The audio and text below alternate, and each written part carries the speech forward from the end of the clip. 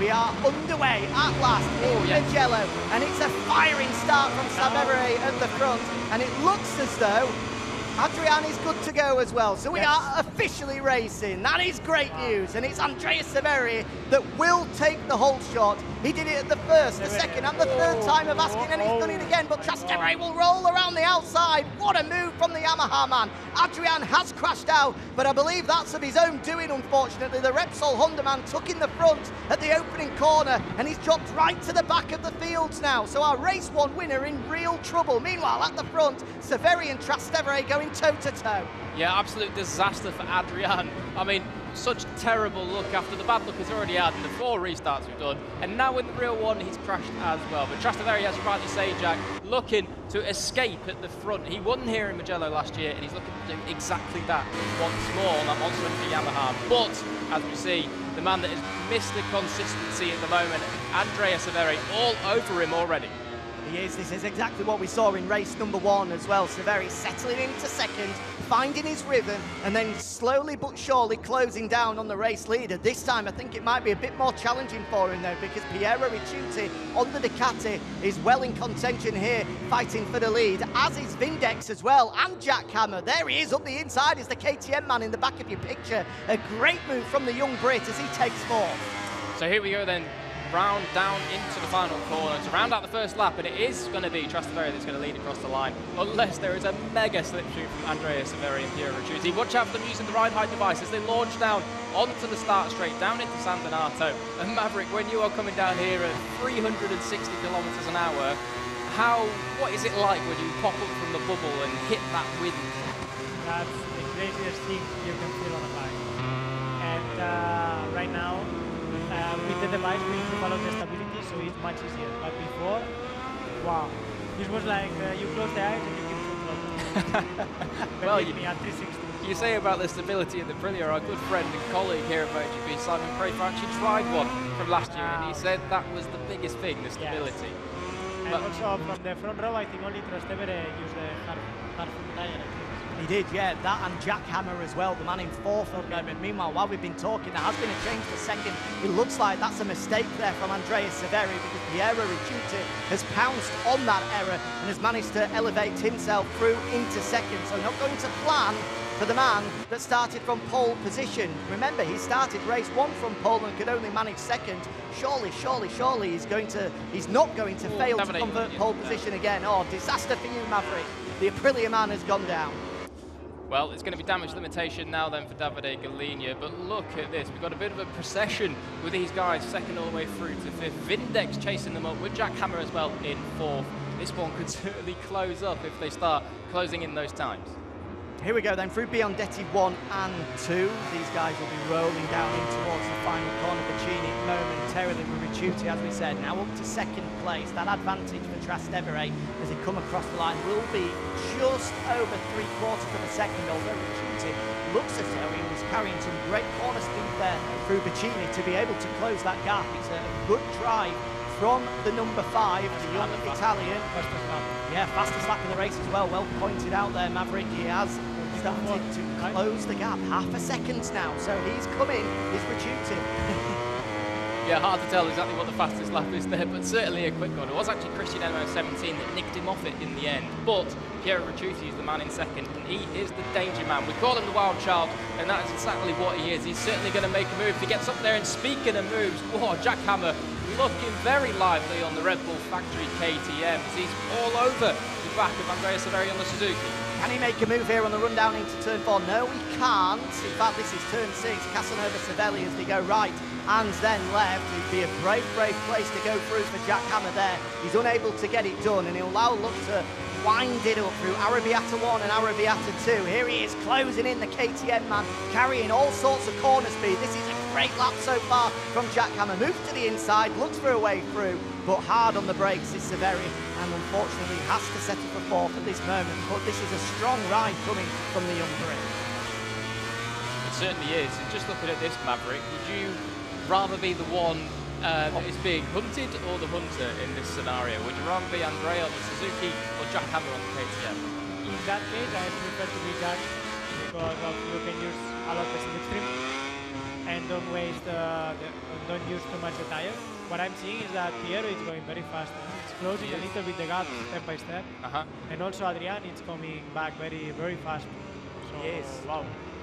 But there's a lot of work to do for the championship leader at this early stage. Of course, race winner from earlier on, if you're just joining us, he crashed out on the opening lap, dropping him all the way down to 12th. He has recovered one place as a result of Davide Galigna's crash, but at the moment, it's far from an easy task for the Repsol Honda man to find himself up inside the top 10 or even compete with the top 5. He's going to be praying that he sees some errors at the front, but look at this train here. This is typical MotoGP eSport action. Severi, Jackhammer, Vindex and Christian MM17 all in the fight here for the final podium place. Yeah, it really is typical eSport action. These guys are so close on pace, even just half a tenth will make the difference and be able to close in. But half the time they don't even have that over the competitors. Every single one of them is absolutely incredibly fast. But it does look as though Jackhammer's starting to get busy. I wouldn't say he'd make a move through Arabiata 1, but this is eSport, not quite real life, so you never know. You might just barge him out of the way. They are so perfect in line. It's incredible. Crazy. They are perfect. So I must feel it's pretty tough and mentally tough to be all the 8 laps like that. Super difficult, but we did see just a slight error from Andrea Severi there through Scarperia. Ran ever so slightly wide and has just allowed Jackhammer to close in a little bit more. Meanwhile, a move in the background. Christian MM17 up the inside of Vindex, and now up inside the top 5 is the LCR man. There he is, a good move on the rookie Italian, and now he's looking to charge forward and make amends of what we saw at the opening race. It looked as though Jackhammer took a good chunk of the green on the inside of there. Gini through the second part of it, so he's going to have to be careful with that one. There we go, it does indeed track limits pop up, so our race director's caught that one too. But back to, well, not quite the front, but just 1.1 seconds off it with this man that's come under so much pressure, but he is still withstanding it for now. Meanwhile, let's just check in on our leaders at the front. Trastevere still leading the way, you can see right at the top of the picture there. But Piero Ricciuti is that little bit closer once again. As you rightly said, Maverick, he's just chipping away a tenth every lap. Yes. Now just beneath 0.4 of a second. Within a couple of laps, you would imagine he's going to be within striking distance. Trastevere is getting there. It's one sector, one is faster, the other sector, the other one is faster.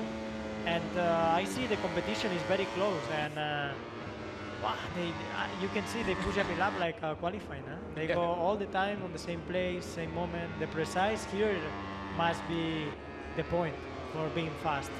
And when you're in second position like this, and you can just see that gap slowly coming down, you're chipping away, does it give you a load of confidence? Yes, actually when you see the gap is, you are taking, it encourages you a lot.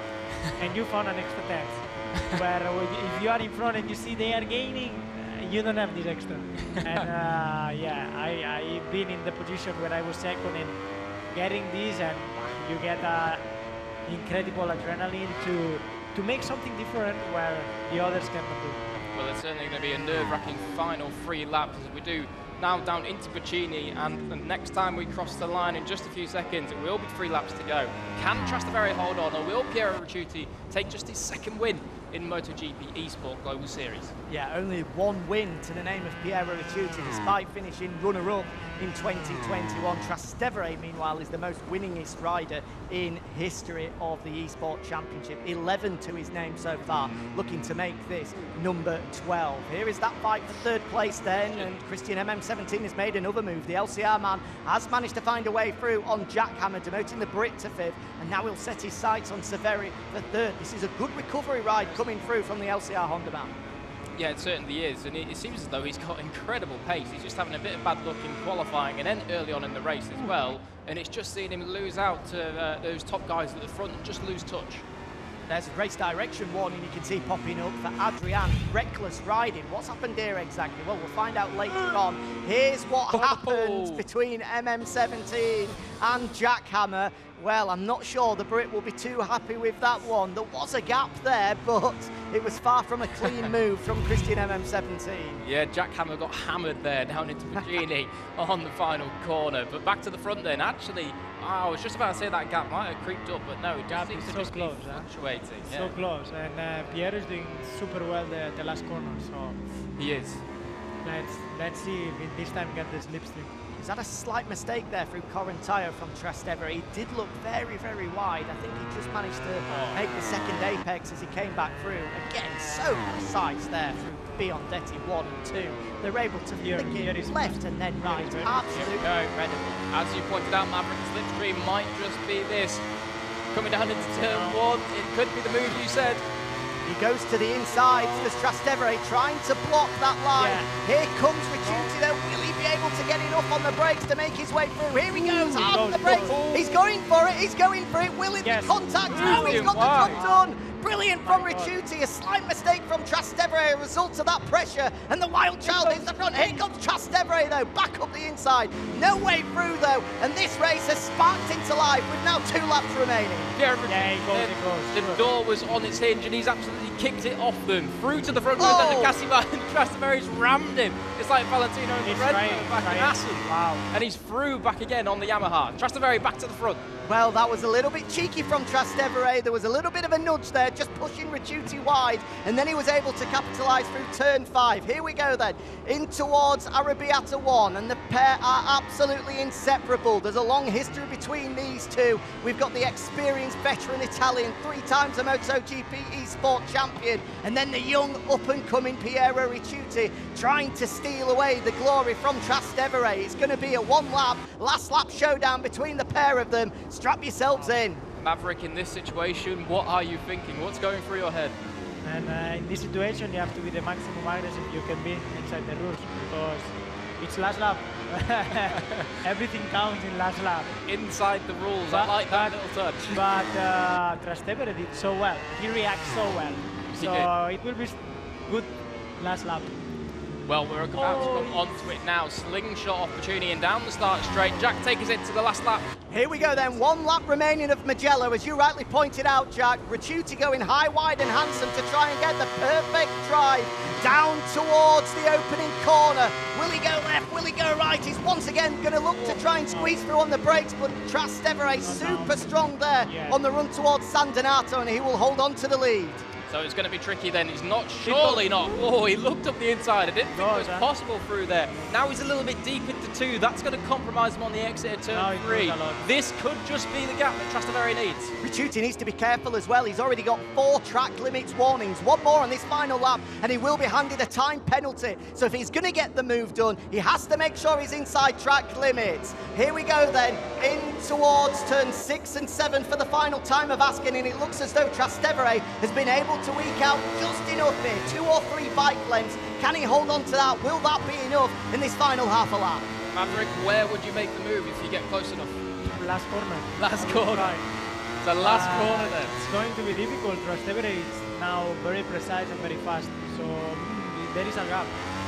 There certainly is. That gap is just creeped up to just under 0.4 of a second, and that is definitely too much for a lunge, but you never know. Piero Ricciuti, we do call him the wild child for a reason. Look at that, deep into Correntino, trying to get the run.